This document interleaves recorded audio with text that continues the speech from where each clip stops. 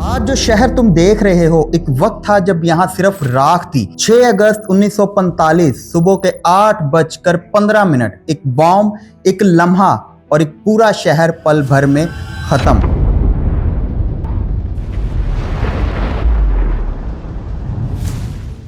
लेकिन ये सिर्फ तबाही की कहानी नहीं है, ये उस कौम की कहानी है जिसने उस तबाही के बाद खुद को दोबारा खड़ा किया, जो दुनिया की दूसरी सबसे बड़ी इकोनॉमी बना, जिसने अपना खुद का इकोनॉमिक मिरेकल लिखा और फिर अपनी ही ओवर कॉन्फिडेंस की वजह से एक लंबी खामोशी में दाखिल हो गई। इस मुल्क की कहानी में सिर्फ जंग नहीं है, सिर्फ ताकत नहीं है, सिर्फ गिरावट भी नहीं है, इसमें वो सब कुछ है जो किसी भी कौम को या किसी भी इंसान को सीखना चाहिए। 6 अगस्त 1945 सुबह 8:15 पर पैसिफिक के टीनियन आइलैंड से एक B-29 बॉम्बर इनोला गे उड़ता है और उसके अंदर होता है यूरेनियम से बना एटॉमिक बॉम्ब, जिसने दुनिया लिटिल बॉय के नाम से जानी।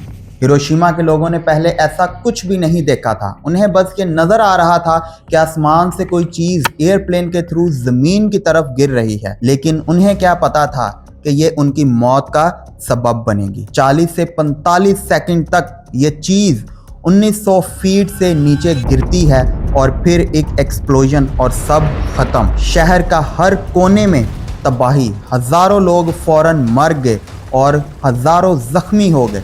इस कदर जहरीली रेडिएशन थी कि काफी दिन तक लोग मरते रहे। और उसके सिर्फ 3 दिन बाद 9 अगस्त 1945 को सुबह 8:15 पर एक दूसरा एटॉमिक बॉम्ब, और इस बार प्लूटोनियम से बना हुआ, जिसे दुनिया फैट मैन के नाम से जानेगी, नागासाकी के शहर पर गिरता है। शहर फट कर रह गया, हर तरफ हलचल मच गई। दुनिया में इस कदर खतरनाक मंजर पहली बार देखा गया। हालात इस कदर खराब हो चुके थे कि इसके कुछ ही दिनों बाद जापान ने अनकंडीशनल सरेंडर का फैसला किया। 15 अगस्त 1945 को जापानीज एम्परर ने रेडियो पर आवाज दी कि जंग खत्म हो गई है, और 2 सितंबर 1945 को टोक्यो बे में ऑफिशियल सरेंडर साइन हुआ और वर्ल्ड वॉर 2 खत्म हो गई। हिरोशिमा और नागासाकी पर गिरने वाला ये बॉम्ब इंसानी तारीख का पहला न्यूक्लियर हथियार था जो किसी जंग में इस्तेमाल हुआ। एक पल में शहर आग के समंदर में बदल गया। हिरोशिमा में 1945 के एंड तक अप्रोक्सीमेटली 1,40,000 लोग मारे गए और नागासाकी में अप्रोक्सीमेटली 70,000 के करीब लोग फौरन मर गए और हजारों रेडिएशन और जख्मों की वजह से अगले दिनों और महीनों में दम तोड़ गए। हिरोशिमा में सुबह 8:15 पर ब्लास्ट हुआ था। कई लोग सुबह की नींद ही मौत का शिकार हो गए। बचने वाले, जिन्हें दुनिया हिबा खुशा के नाम से जानती है, सालों तक रेडिएशन के असरात, कैंसर और जिस्मानी कमजोरी से लड़ते रहे। तारीखी रिकॉर्ड्स के मुताबिक 1945 के बाद जापान की इंडस्ट्रियल प्रोडक्शन अपने प्री वार लेवल के सिर्फ 10 से 15% तक रह गई थी। फैक्ट्रीज तबाह हो चुकी थी, शहरी इंफ्रास्ट्रक्चर टूट चुका था और इकोनॉमी लगभग गिर चुकी थी। मगर फिर एक नया दौर शुरू हुआ। अलाइड ऑक्यूपेशन के दौरान रिफॉर्म्स आए, इंडस्ट्रीज दोबारा खड़ी की गई और 1950 के कोरियन वॉर ने जापान की इकोनॉमी को अनएक्सपेक्टेड बूस्ट दिया। अमेरिकन ऑक्यूपेशन के दौरान इंस्टीट्यूशनल रिफॉर्म्स किए गए, लैंड रिफॉर्म्स, जाती जायदाद की तकसीम और इंडस्ट्रियल रिस्ट्रक्चरिंग, एजुकेशन और टेक्नोलॉजी पर खास गौर किया गया। 1950 और 1960 में जापान ने एक्सपोर्ट लीड ग्रोथ मॉडल अपनाया। ऑटोमोबाइल, स्टील और इलेक्ट्रॉनिक्स सेक्टर तेजी से उभर कर सामने आए। कंपनीज जैसे टोयोटा और सोनी ने ग्लोबल मार्केट में अपनी जगह बनानी शुरू कर दी। वर्ल्ड बैंक और OECD के डाटा के मुताबिक 1955 और 1973 तक जापान की GDP ग्रोथ एवरेज 9 से 10% के करीब रही। इस दौर को जापानीज इकोनॉमिक मिरेकल कहा गया। ये मिरेकल सिर्फ सस्ती लेबर का नतीजा नहीं था, ये कोऑर्डिनेशन का मॉडल था। गवर्नमेंट और प्राइवेट सेक्टर के दरमियान strategic partnership, long term industrial policy, high saving rate और सोसाइटी में कलेक्टिव डिसिप्लिन। जापान ने सिर्फ इकोनॉमी नहीं बनाई, उसने कॉन्फिडेंस भी दोबारा हासिल किया। 1980 तक जापान दुनिया की दूसरी सबसे बड़ी इकोनॉमी बन चुका था। टोक्यो ग्लोबल फाइनेंस का मरकज बन रहा था। जापानीज कॉरपोरेशंस दुनिया भर में इन्वेस्टमेंट्स कर रही थी। रियल एस्टेट और स्टॉक मार्केट में तेजी आने लगी। निकाई इंडेक्स रिकॉर्ड्स हाई पर चला गया। प्रॉपर्टी प्राइसेस में इतना इजाफा हुआ था कि कहा जाता था कि सिर्फ टोक्यो के सेंट्रल डिस्ट्रिक्ट की कीमत पूरे यूनाइटेड स्टेट्स के रियल एस्टेट के बराबर हो सकती है। IMF और बैंक ऑफ जापान के हिस्ट्रियल डाटा के मुताबिक 1980 के आखिर में एसेट प्राइसेस में गहरी मालूमी तेजी देखने में आई। लो इंटरेस्ट रेट्स ने कर्ज लेना आसान बना दिया और स्पेकुलेटिव इन्वेस्टमेंट्स ने बबल को हवा दी। मगर बबल कभी भी हमेशा नहीं रहता। अब सवाल ये है, बबल होता क्या है? सोचो, एक घर की असल कीमत 10 लाख है। लोगों को लगता है कि फ्यूचर में ये महंगा होगा, तो कोई उसे 15 लाख में खरीद लेता है, फिर कोई 20 लाख में और फिर कोई 30 लाख में। कीमत इसलिए नहीं बढ़ रही कि घर बेहतर हो गया है, कीमत इसलिए बढ़ रही है क्योंकि लोग उसे रहने के लिए नहीं बल्कि महंगा बेचने के लिए खरीद रहे हैं। यानी प्राइस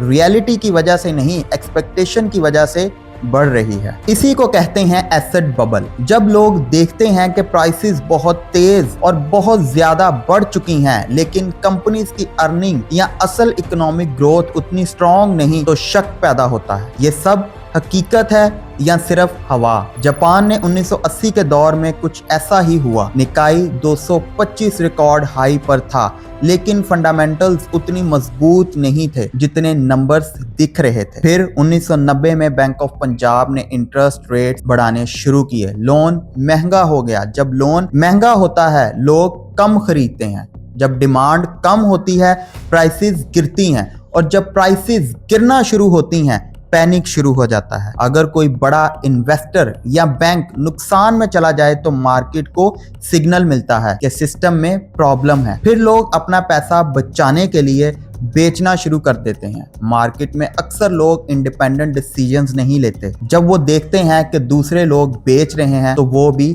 बेच देते हैं और पैनिक वायरस की तरह फैल जाता है। लालच ने बबल बनाया था, खौफ ने उसे तोड़ दिया। एसेट प्राइसेस गिरने लगी, स्टॉक मार्केट क्रैश हुआ, रियल एस्टेट प्राइसेस नीचे आने लगी, बैंक्स के पास नॉन परफॉर्मिंग लोन्स का बोझ बढ़ता गया, फाइनेंशियल सिस्टम में कॉन्फिडेंस कमजोर हुआ। इस क्राइसिस ने जापान को लंबी मुआशी सुस्ती के दौर में दाखिल किया। 1990 और 2000 के इब्तदाई सालों को लॉस्ट डेकेड्स ऑफ जापान कहा गया।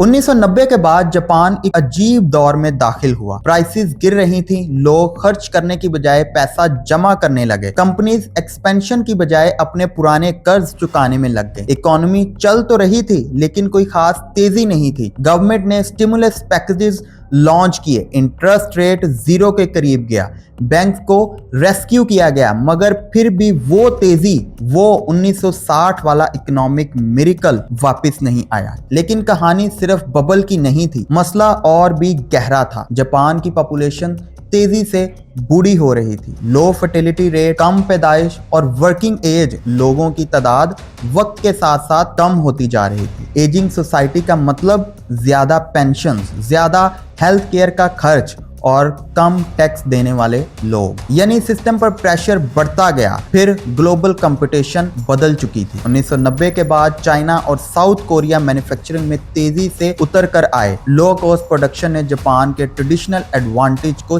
चैलेंज कर दिया। फाइनेंशियल सिस्टम भी अपनी कमजोरी देखने लगा। बैंक सेंटर्ड मॉडल ने जब बबल फूटा, बैंक्स ने सालों तक अपनी बैलेंस शीट साफ नहीं की, क्रेडिट फ्लो स्लो हो गया, बिजनेस को फ्रेश एनर्जी नहीं मिल सकी। लेकिन ये पूरी तस्वीर नहीं है। जापान ने अपनी टेक्नोलॉजी लीडरशिप मुमकिन तौर पर नहीं खोई। रोबोटिक्स, प्रिसीजन और मैन्युफैक्चरिंग एडवांस मटेरियल्स, इन फील्ड्स में जापान अब भी दुनिया के स्ट्रॉन्ग प्लेयर्स में शामिल है। ग्रोथ की स्पीड स्लो हुई मगर स्टेबिलिटी कायम रही। इनकम इनइक्वालिटी रिलेटिवली कंट्रोल में रही। अब सवाल ये है, क्या ये फॉल था या एक मैच्योर इकोनॉमी का नेचुरल स्लो डाउन? हर तेजी के बाद अब बैलेंस आता है। कभी कभी स्लो ग्रोथ कोलैप्स नहीं होती बल्कि स्टेबिलिटी की कीमत होती है। रैपिड ग्रोथ में फाइनेंशियल रेगुलेशन को इग्नोर करना महंगा साबित हुआ। एसेट बबल जब फूटता है उसका असर सिर्फ मार्केट पर नहीं पूरी सोसाइटी पर पैदा होता है। डेमोग्राफिक्स एक साइलेंट फैक्टर है। एजिंग पॉपुलेशन धीरे धीरे इकोनॉमी का शेप बदल देती है। एक्सपोर्ट लीड मॉडल स्ट्रॉन्ग हो सकता है, लेकिन डोमेस्टिक डिमांड और इनोवेशन को साथ लेकर चलना जरूरी है। और सबसे अहम बात, इकोनॉमिकल मैच्योरिटी हमेशा कोलैप्स नहीं होती, कभी कभी स्टेबिलिटी भी एक अचीवमेंट होती है। जापान की कहानी में सिर्फ राइज और फॉल का नैरेटिव नहीं है, इसमें रिजाइलेंस, ओवर कॉन्फिडेंस, करप्शन और एडॉप्शन का पहलू शामिल है। जापान की कहानी में सिर्फ राइज और फॉल का नैरेटिव नहीं है, इसमें रिजाइलेंस, ओवर कॉन्फिडेंस, करेक्शन और एडॉप्शन के पहलू शामिल हैं। और जब हम जापान को देखते हैं तो सवाल ये उठता है, क्या हर इकोनॉमी को मुश्किल हालात से गुजरना पड़ता है? शायद जापान की कहानी हमें ये समझाती है कि तारीखी सीधी लाइन में नहीं चलती, कभी कभी सुस्त रफ्तार भी एक नई स्टेबिलिटी की तरफ लेकर जाती है। बबल ने जापान को गिराया, लेकिन गिरकर भी वो बिखर नहीं गया। उसने स्टेबिलिटी को चूज किया। स्पीड कम हुई मगर सिस्टम टूटने नहीं दिया। आज सवाल सिर्फ जापान का नहीं है, सवाल हर उस मुल्क का है जो रैपिड ग्रोथ पर फकर करता है। क्या हम परमानेंट ग्रोथ बना रहे हैं या सिर्फ टेम्परेरी तेजी का जश्न मना रहे हैं? हर इकोनॉमी के बूम के साथ कुछ खतरे भी छुपे होते हैं।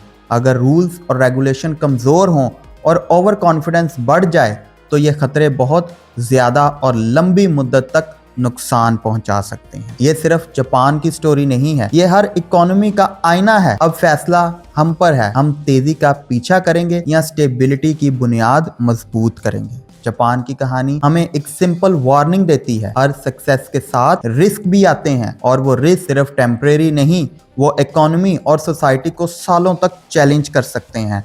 कभी कभी स्लो और स्टडी ग्रोथ तेजी से बेहतर होती है और असली पावर तेजी में नहीं बल्कि स्टेबिलिटी में होती है। तो दोस्तों, ये थी कहानी उस मुल्क की जिसको आपने अभी देखा कि किस तरह से उसने अपने आप में एक इकोनॉमिकल मिरेकल देखा। और अगर आपको ये वीडियो इंटरेस्टिंग लगी हो और आपने इस वीडियो से क्या सीखा है, इस कमेंट सेक्शन में ज़रूर बताएं और वीडियो को लाइक करें और चैनल को ज़रूर सब्सक्राइब करें। मिलते हैं अगली वीडियो में, तब तक के लिए अल्लाह हाफिज़।